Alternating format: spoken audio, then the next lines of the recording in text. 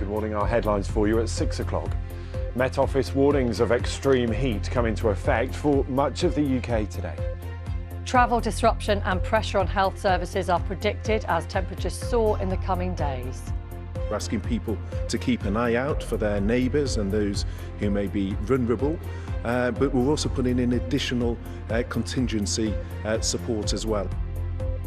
Good morning. A hotter day today. An amber warning is in force for the whole of England, Wales and southern Scotland, but the extreme heat is expected to arrive tomorrow when the red warning comes in force, and it looks likely that we will see temperatures exceed 40 degrees. All the details from me throughout this morning.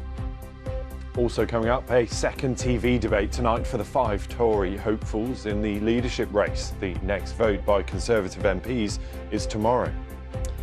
And success for the dad who's campaigned for more defibrillators as the government announces every school in England will be given one. He'll give us his reaction. Good morning. Can Rory McIlroy finally end his 8-year wait to win another golf major?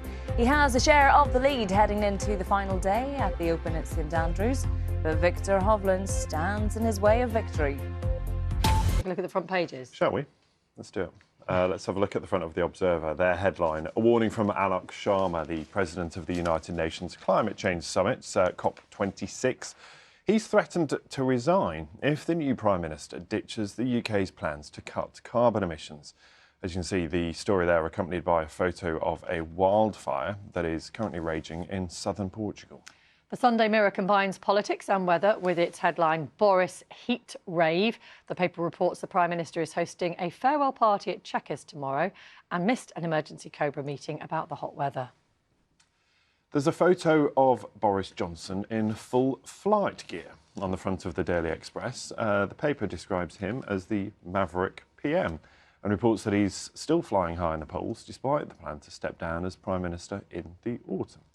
Front page of the Daily Telegraph carries a message from Cabinet Minister Kit Malthouse on the heatwave, who has suggested the next few days may be a moment to work from home. The paper says the government ministers are expecting significant road and rail disruption because of soaring temperatures.